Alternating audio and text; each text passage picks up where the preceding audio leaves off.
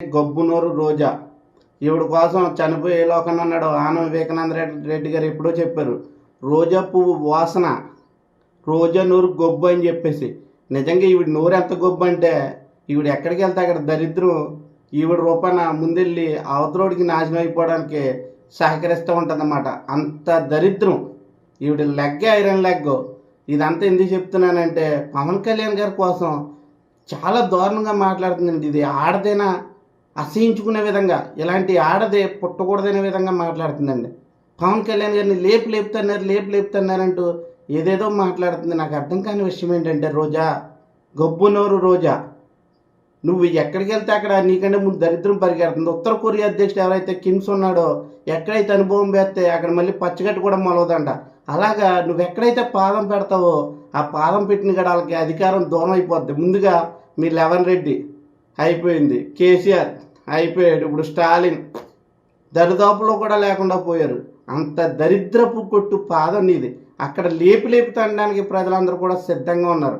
ఇంకా నువ్వు మాట్లాడుతున్నావు కదా, నీ నగిరిలో నిన్ను తెల్లార్లు లేపి తంతే అసెంబ్లీ గేట్ వైపు కూడా చూడలేని పరిస్థితి.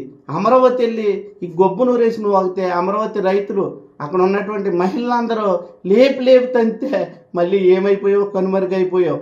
నువ్వు నీలాంటిది నూరేసుకుని పట్టడం వల్ల ఆ లెవెన్ రెడ్డికి నీ దరిద్రం తలిగి 151 స్థానాలు ఉండాల్సిన లెవెన్ రెడ్డి లేపు తంతే 11 స్థానాలకు పడిపోయిన పరిస్థితి. ఏం మాట్లాడుతున్నావు? లేపు తండం ఏంటి అసలు? అది నోరేనా? నీకు బాగా ఎక్స్పీరియన్స్ ఎక్కువ అనుకుంటా. లేపు తన్నించుకోవడంలో పిహెచ్డి చేసినట్టున్నావు. ఎక్కడికి వెళ్తే అక్కడ ఏ విధంగా లేపాలి, పడుకున్నవాడిని ఏ విధంగా తన్నించుకోవాలి, ఏ విధంగా మింగించుకోవాలన్నదే నీకు తెలిసినంతగా ఆంధ్ర రాష్ట్రం మొత్తం మీద ఎవరికి తెలియదని నేనైతే అనుకుంటున్నాను. ఎందుకంటే అందులో పిహెచ్డి చేసినట్టున్నావు లేపు తన్నించుకోవడంలో. నిన్ను ప్రజలు తన్నారు. లేపి తెల్లార్లు తంతే అసెంబ్లీ గేట్ బయట అడ్డావు. ఆ విషయానికి కనుక్కో, తెలుసుకో, నోరు అదుపులో పెట్టుకో. నీ పాదం ఉన్నంత ఐరన్ లెక్క పాదం దేశంలోనే కాదు ప్రపంచం మొత్తం మీద కూడా ఎవరికి లేదు, ఉండదు. నువ్వు ఎక్కడికి వెళ్తే అక్కడ అధికారం దూరం అయిపోద్ది. అందరూ కూడా దరిద్ర కొట్టు నాశనం అయిపోతారు. కాబట్టి నువ్వు ఇప్పటికైనా కంట్రోల్ చేసుకుని, నువ్వు రాకుండా అందరూ కంట్రోల్ చేసి నేను లేపి తండడానికి కూడా ఆంధ్ర రాష్ట్ర ప్రజలందరూ కూడా సిద్ధంగా ఉన్నారు. పవన్ కళ్యాణ్ గారి కోసం మాట్లాడే ముందు నోరు అదుపులో పెట్టుకోమని చెప్తున్నా.